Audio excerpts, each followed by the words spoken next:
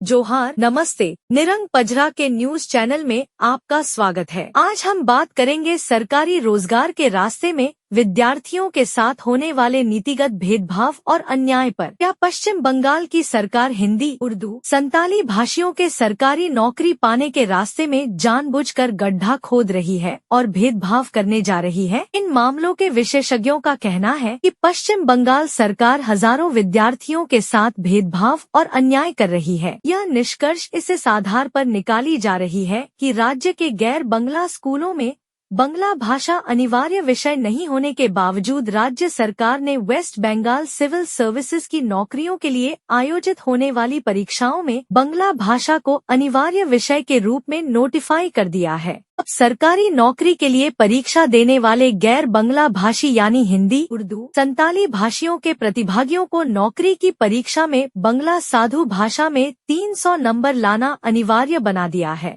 यह किसी लंगड़े व्यक्ति को दौड़कर माउंट एवरेस्ट चढ़ने की चैलेंज देने के बराबर है। जो विद्यार्थी भाषाई नीतियों के कारण अपने स्कूली जीवन में काम चलाओ बंगला का ज्ञान भी हासिल नहीं कर पाया है, वह स्टेट सिविल सर्विस की कठिन प्रतियोगी परीक्षाओं में कैसे बंगला साधु भाषा में 300 अंक ला सकता है? यह 300 अंक बंगला मीडियम के 10वीं कक्षा के पाठ्यक्रम के आधार पर ली जाएगी।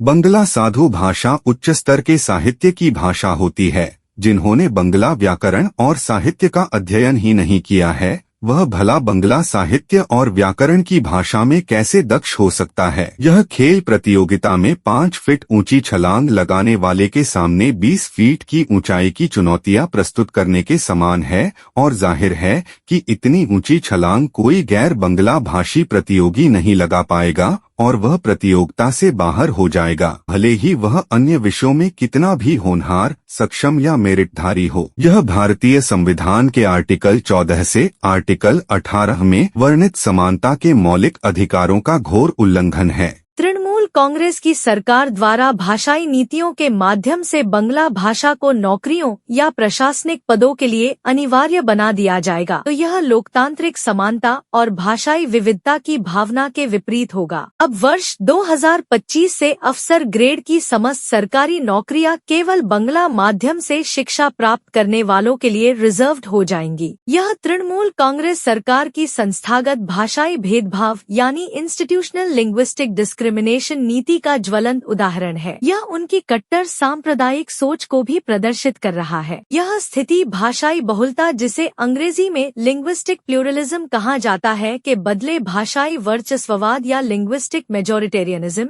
को संरक्षण दे रही है। इससे राज्य के हिंदी, संताली, उर्दू समुदायों और नागरिकों के संवैधानिक अधिकारों का हनन हो रहा है, जो गैर बंगला माध्यम में शिक्षा ग्रहण करते हैं। इससे हिंदी, उर्दू, संताली भाषियों में सेकंड क्लास सिटीजनशिप की भावना का विकास होगा, जहां नागरिकों को केवल उनकी मातृभाषा या शिक्षा के माध्यम के आधार पर सरकारी रोजगार के अवसरों से वंचित किया जाता है। राज्य की कल्चरल इंक्लूजन की नीतियों को आघात पहुंचाकर राज्य का भला नहीं किया जा सकता है। यह राज्य के भीतर सामाजिक विभाजन और अधिकारों की असमानता को जन्म देगा। यदि किसी नागरिक को केवल इसीलिए सरकारी सेवा के अधिकार से वंचित किया जाएगा कि उसने किसी अन्य भाषा माध्यम से शिक्षा प्राप्त की है, तो यह भेदभावपूर्ण शासन व्यवस्था का उदाहरण प्रस्तुत करता है, जिसमें कानून का उपयोग समानता स्थापित करने की बजाय भेद उत्पन्न करने के लिए किया जा रहा है। यह नीति भाषाई समरसता और लचीलापन को खत्म कर देगी और भाषाई अल्पसंख्यक समुदायों को समान अवसर और अधिकारों से वंचित कर देगी। यह बंगला भाषा के वर्चस्ववाद को बढ़ावा देगी और सामाजिक असंतुलन और असंतोष को जन्म देगी। सरकार किस उद्देश्य से इस तरह की भाषाई सांप्रदायिक नीतियों को जनता पर थोप रही है और इस तरह की नीतियों का क्या मतलब है? इसका साफ मतलब है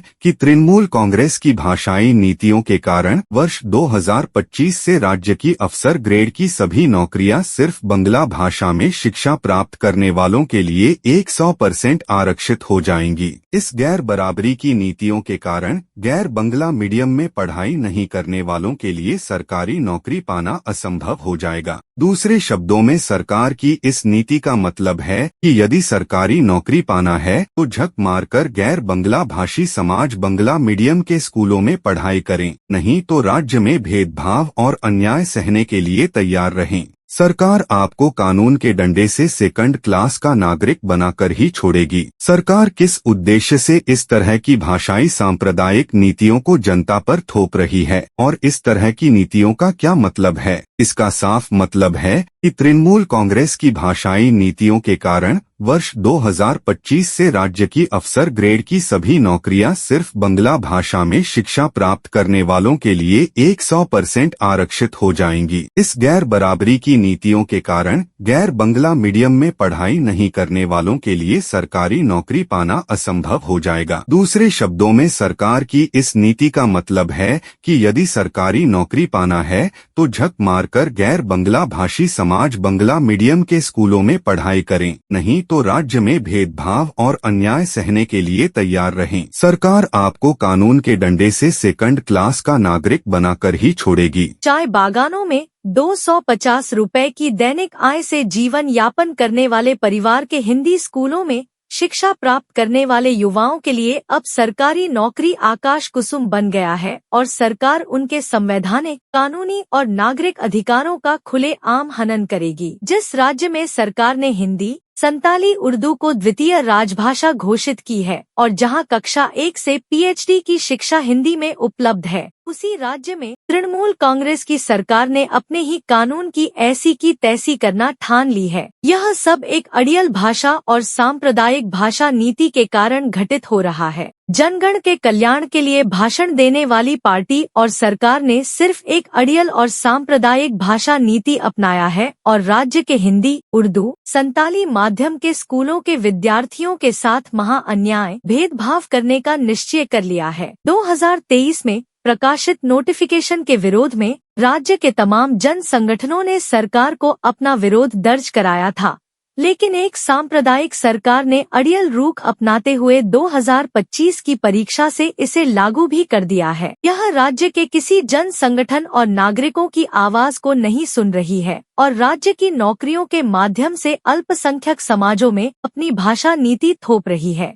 यह संविधान और मौलिक अधिकारों पर हमला है। पश्चिम बंगाल एक बहुभाषी, बहुसंस्कृति वाला राज्य है, लेकिन तृणमूल कांग्रेस की सरकार ने इसकी सारी नौकरियों को सिर्फ बंगला भाषी विद्यार्थियों के लिए आरक्षित करके दूसरे लोगों के नागरिक अधिकारों को हरण करने का निर्णय ले लिया है। इन्हीं सब भेदभाव, अन्याय और अड़ियल नीतियों के विरोध प्रदर्शन के लिए दिनांक 26 मई को डुवर्स तराई के हिंदी, उर्दू और संताली मीडियम के विद्यार्थियों ने माल बाजार में एक जुलूस निकाला। जुलूस माल बाजार के बाजारों में विरोध फेरी लगाकर सब डिवीजन के अधिकारी SDO को अपनी मांग पत्र सौंपा। इस अवसर पर 15 से भी अधिक संगठनों के प्रतिनिधियों ने डुवर्स तराई आदिवासी स्टूडेंट्स फोरम के बैनर के तले इकट्ठे होकर राज्य सरकार की भेदभाव पूर्ण गलत रोजगार नीति का विरोध किया। प्रस्तुत है उस अवसर पर की वीडियो रिपोर्ट।